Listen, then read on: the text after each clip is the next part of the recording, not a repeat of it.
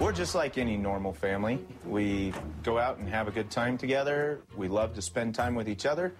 We go out and have activities. They're just a little bit different than what your average family might do. We go to the gun store. You know, a lot of little girls, they want their Barbie dolls. Make sure we stay on there. My girls come in the gun store and they run for the pink guns. Kenio and I were just looking at some 50 caliber BMGs. I've wanted one for a long time. I personally like guns. My whole family likes guns. I think that as long as someone is taught how to use a gun correctly, it's not unsafe and it can be a lot of fun. So we kind of need one, right? Oh, yeah. Can you go explain that to Adria for me? So many people think of guns as these dangerous, scary things. When guns are dangerous and scary things. Guns are not dangerous or scary. People are dangerous and scary. Daddy, don't run away. Okay. You know how I've been asking for a phone the past couple days? Yeah. If you won't give me a phone, will you get me a gun? So you won't be asking me for a phone anymore if I get you a gun? For at least 3 years. I'm just not sure that you're ready. The end of the world as we know it is coming. There's no doubt about it. When society collapses, there's going to be mass hysteria. People are going to be running around like zombies. A cell phone's not going to protect them. A cell phone's not going to defend them. They need a gun.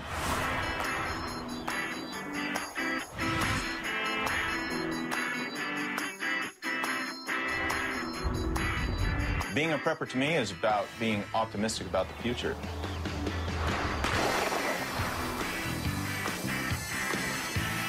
It's a fine line between preparation and paranoia. We are trying to find that balance and trying to teach our kids without scaring our kids. Preparedness is what makes my family different from everyone else's family. We make sure that our family is able to take on and deal with whatever might come in the future. We should be preppers. I like being a prepper. It's fun.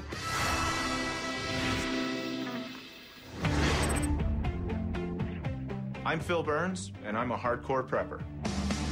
I have 6 kids living at home, and that makes life a little bit crazy. We are a typical all-American family because my husband works outside the home. Phil is a software developer. He works 5 days a week. I work part-time. We have a lot of kids. It's very loud. There's people all over the place. We're going a million different directions all at once. My oldest is Kenny-Ho. He's 17 years old. Then there's Gibson. She'll be 11 in a couple months. Naya is almost 9. Then I have the twins, Indigo and Taryn. They're both 6. And then Serenity is my littlest. She's 5. I think one of the biggest challenges about having a big family is that everything is crazy because this house is not big enough for us. I think we're not a typical all-American family in that we're super involved with emergency preparedness and we're preppers. We're working on our 4th generation of actual preppers. A prepper is someone that really focuses in their life on preparedness and being ready for anything. Driving down the road and having your car break down. Drastic weather situation, a nuclear event, we're ready for it. A lot of preppers are really focused on the end of the world. For me, it's only partly about that. People talk about a coronal mass ejection that burns up the earth and you can't survive it. It's really surviving beyond that is the issue I see. For a teenager, I'm probably a hardcore prepper, I guess, just because if I go on a hike, people pack pocket knives, I pack my dad's K-bar. I have yet to have it really affect my social life at all. And I have had a couple girls think that's kind of cool, I guess. Phil's family has been prepping for 3 generations or more. So he and I have kind of a different perspective, especially in how we raise our kids. I feel like Phil is saying it's inevitable, the end of the world is going to come, people are going to come after us, and I don't want to view things that way. So I think it's good to be prepared. I think it's great that we're learning all these things, but I don't want to scare my kids or feel like it's inevitable that the world is going to end in the next few years. There's an acronym that preppers use, and it's TIATWAKI. It stands for the end of the world as we know it. That could be some kind of a war, it could be a tornado, it could be a hurricane, it could be an economic collapse, it could be a governmental collapse, it could be something more local, it could be something with our family. One of the things we do to make sure that we're prepared, that our kids are prepared, and everybody knows how to react properly is we do a drill. On your mark, set, go. Kaniho, get him out of here. A bug out is a prepper term. Okay, you guys, come up here and grab your bags. This is this one. Who has Tinkerbell? A bug out is when you have to get ready and get prepared to go out in the mountains if something bad's gonna happen, like a fire's on your house. Okay, is everybody buckled?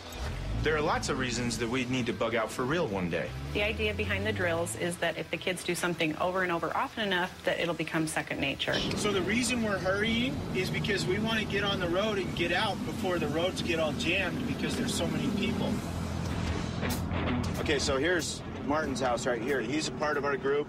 This guy, his family actually comes up with us a lot of the time. This family over here is part of our group, and there's a couple guys right up this street that usually come with us. It's really nice that Phil's hobbies are ones that, for the most part, involve the family. So what we're doing today is a drill to practice. Once we get up there, we'll do a bunch of skills. When it really happens, we're ready and able to just move quick and get it done.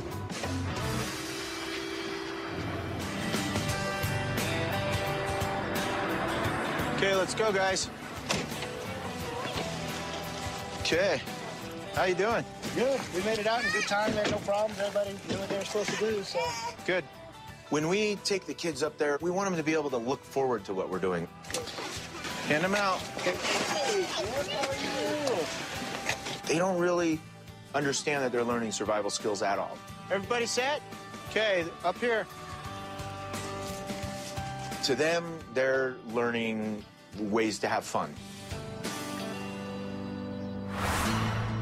Kaniho is old enough now that we want him to start taking on more responsibilities.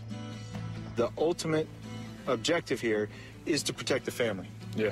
Looking up here, where do you think you would want to put your observation post and a listening post? Most of the stuff that my dad does for prepping is stuff that I find really cool. If something happens to Pat or I, then you are the next in command. You're the one that has to take over.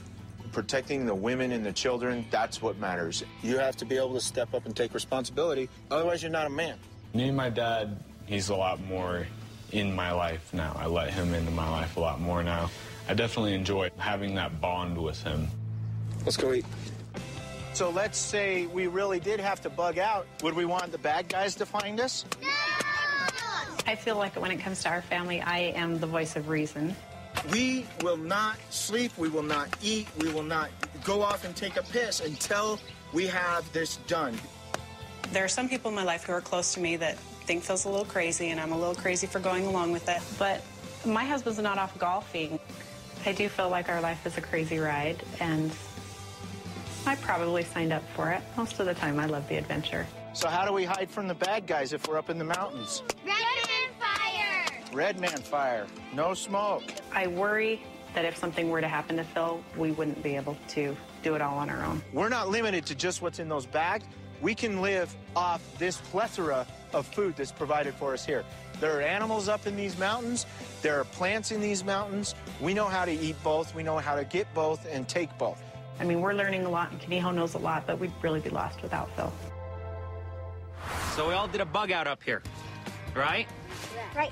Now, there are some situations up here where you will need to touch a gun. Can somebody tell me what that would be? Protection? Okay. Here's the thing, I control the guns. They know how to use them, and the whole purpose is to teach them how to be responsible with them. I didn't always see eye to eye with Phil on this, but everybody is fascinated with guns and a little bit in awe of them. So I definitely think the fact that guns are not so mysterious to my kids, so that they understand that they have a purpose, that they're a tool or a weapon, and that they need to be handled carefully, I think that will help to keep them safe.